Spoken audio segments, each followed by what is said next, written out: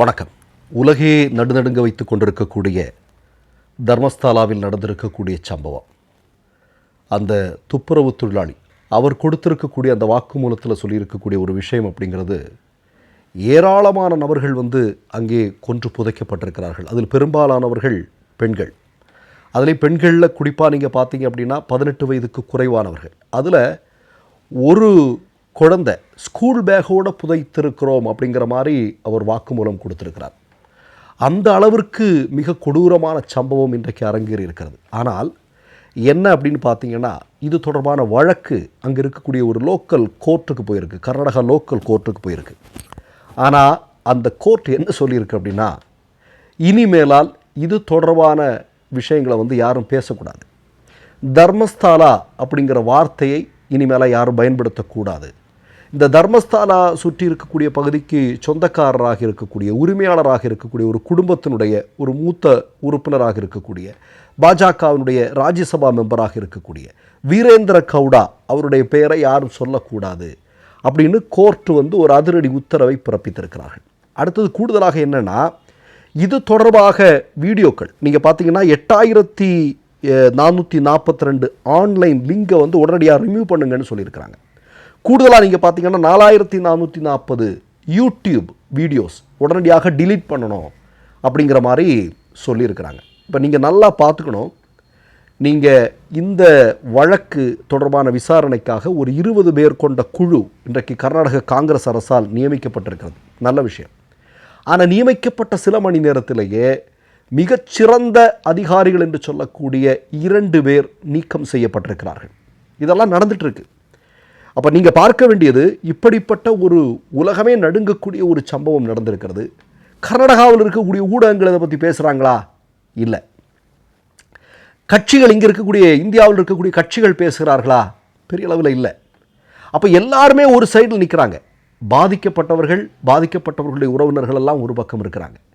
நம்ம இதை எப்படி பார்க்குறது? கொஞ்சம் யோசிச்சு பாருங்கள். இதை அதாவது 1995 இன்றைக்கு வரைக்கும் ஏறத்தாழ 400க்கும் அதிகமான நபர்கள் கொல்லப்பட்டு புதைக்கப்பட்டிருப்பதாக செய்திகள் இருக்கிறது. ஆனால் இன்றைக்கு ஒரு செய்தி வருது என்ன அப்படின்னா, 1987 இப்படிப்பட்ட சம்பவங்கள் அங்கே அரங்கேறி இருப்பதாக சொல்லப்படுகிறது.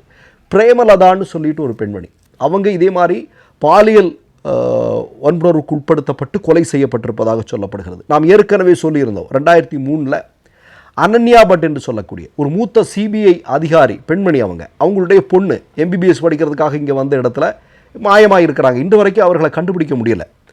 அதே மாதிரி நீங்கள் பார்த்தீங்கன்னா ஜஸ்டிஸ் ஃபார் சௌஜன்யா அப்படிங்கிற முழக்கத்தை நாம் அவ்வளோ சீக்கிரம் மறந்துட முடியாது.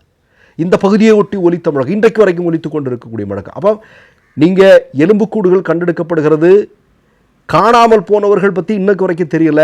ஆனால் எங்கே புதைச்சேன், எப்படி புதைச்சேன் அப்படின்னு சொல்லக்கூடிய அந்த துப்புரவு தொழிலாளி அவர் வாக்குமூலம் கொடுத்துருக்கிறார். அது கருப்பு துணியோடு இன்றைக்கு போய் வாக்குமூலம் கொடுத்துருக்கக்கூடிய செய்தியெல்லாம் அங்கன்னும் இங்கன்னுமா வந்துட்டுருக்கு. இப்போ அவர் சொல்லியிருக்கிறதன் படி நான் செஞ்ச எல்லா விஷயங்களும் உங்களுக்கு முன்னாடி நான் காட்ட தயாராக இருக்கிறேன் அப்படின்னு சொல்கிறாங்க. ஆனால் என்ன, நான் மீண்டும் நம்ம இதில் பேச வேண்டிய மிக முக்கியமான விஷயம், இவ்வளோ பெரிய சம்பவம் நடந்திருக்கு. ஒரு இடம், ஒரு மிக முக்கியமான இடம், அந்த இடத்துல இப்படிப்பட்ட சம்பவம் நடந்திருக்கு. தோண்ட அதிர்ச்சி அடையக்கூடிய நிகழ்வுகள் நடந்திருக்கு. ஆனால் ஏன் பெரும்பாலான கட்சிகள் எல்லாமே மௌனம் காத்து கொண்டிருக்கிறார்கள்? இப்போ நமக்கு தெரியும், இந்த வீரேந்திர கவுடா கூட மோடி நிற்கிற ஃபோட்டோ எல்லாம் பார்த்தோம். ராகுல் காந்தியே இவரை போய் இவருடைய இடத்துல சந்திச்சிருப்பதாக சொல்லப்படுகிறது. ஏன்னா இந்த வீரேந்திர கவுடா அப்படின்னு சொல்லக்கூடிய நபர், இது இந்து மதத்தினுடைய புண்ணியத்தலமாக இருந்தாலும் இவர் ஒரு ஜெயின் சமூகத்தை சார்ந்தவர். சரியா?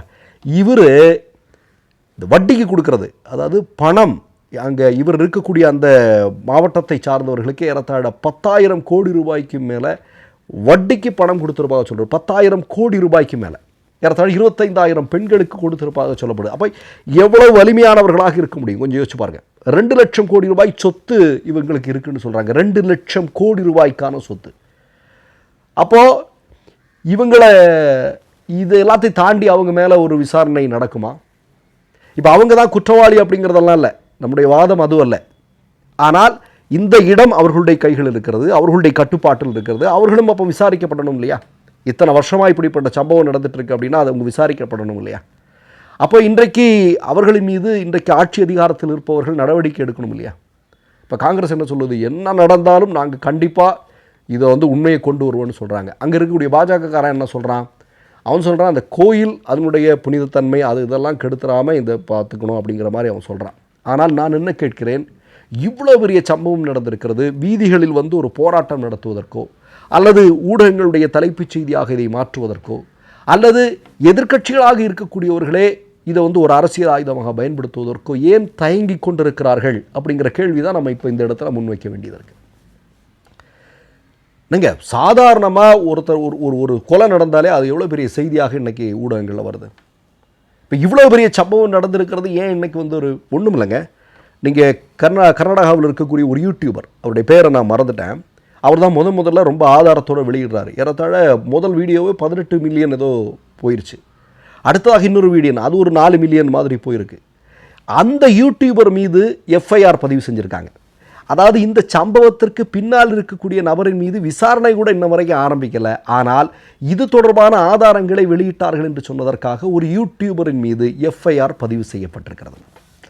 அப்போ நான் என்ன கேட்குறேன் அப்படின்னா, ஒரு சாமானியனாக இருந்து கேட்குறேன், இந்த சம்பவத்தில் நீதி கிடைக்கும் என்று நாம் எதிர்பார்க்க முடியுமா?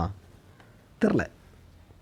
இப்போ துவக்கத்திலே நம்ம அவங்க நம்பிக்கையோடு இருக்க வேண்டாம். ஆனாலும் நம்ம இந்த கேள்விகள் கேட்க வேண்டியது இருக்குது. ஏன்னா நான் ஆரம்பத்தில் சொன்னேன் இல்லையா, இப்போ 20 பேர் கொண்ட ஒரு குழு ஒன்று வந்து அங்கே இருக்கக்கூடிய காங்கிரஸ் கவர்மெண்ட்டு உருவாக்கி வைத்திருக்கிறார்கள். அதில் மிக தேர்ந்த சிறப்பான அதிகாரிகள் என்று சொல்லக்கூடியவர்கள் வெளியே போயிருக்கிறாங்க. 2 பேர் நீக்கம் செய்யப்பட்டிருப்பதாக தகவல் வருது. இப்போ இதையெல்லாம் பார்க்கும்போது நமக்கு பதவதைக்குமா இல்லையா?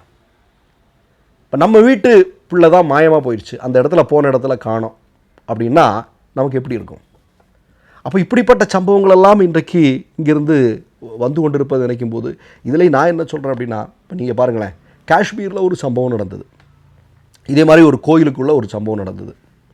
அந்த அப்பா சொன்னது நமக்கு இன்னமும் மறக்காது, நம்ம சாகிற வரைக்கும் நம்ம மனசில் இருக்கும். எல்லா இடத்துலையும் பார்த்தேன், ஆனால் நான் கோயிலுக்குள்ளே மட்டும் பார்க்கலையே அப்படின்னு அந்த தகப்பனார் சொன்னதெல்லாம் தெரியும். உடனடியாக கோர்ட் என்ன சொல்லுச்சுன்னா, அது தொடர்பான விஷயங்கள் எல்லாம் யாரும் எதுவும் பேசக்கூடாது, அந்த அந்த அந்த குழந்தையினுடைய பெயரை சொல்லக்கூடாது, அப்படி இப்படின்லாம் மிகப்பெரிய தடை விதித்தார்கள். இதெல்லாம் நம்ம பார்த்தோம் இல்லையா? செய்திகளை கொண்டு வர வேண்டாமா? செய்திகளை பேச வேண்டாமா? நடக்கிறதப்ப யார் சொல்கிறது? ஊடகங்கள் அப்படிங்கிறது ரொம்ப முக்கியமான ஒரு உலகத்தில் வந்து இன்றைக்கு ஒடுக்கப்படுகிறவர்களுக்கு அல்லது பிரச்சனைகளை சந்திக்கக்கூடியவர்களுக்கு ஒரு ஆறுதலாக இருக்கக்கூடிய வேலையாவது ஊடகங்கள் செய்யணும் இல்லையா? ஆனால் அதை தடுத்து நிறுத்தக்கூடிய வேலைகளும் இன்றைக்கு இதே போன்ற அதிகார அமைப்புகளின் மூலம் நடைபெற்று கொண்டிருக்கிறது அப்படின்னு நினைக்கும்போது எப்படி இருக்கும் கொஞ்சம் யோசிச்சு பாருங்க. நீங்கள் எப்படி இருப்பினும் இதில் வந்து நிச்சயமாக நீதி கிடைக்க வேண்டும் என்று ஒவ்வொரு இந்திய மக்களும் விரும்புகிறார்கள். ஏன்னா நாளைக்கு நம்ம வீட்டு பிள்ளைகளுக்கெல்லாம் இதே மாதிரி நடந்துடக்கூடாது அப்படின்னு ஒவ்வொருத்தரும் விரும்புகிறோம் இல்லையா?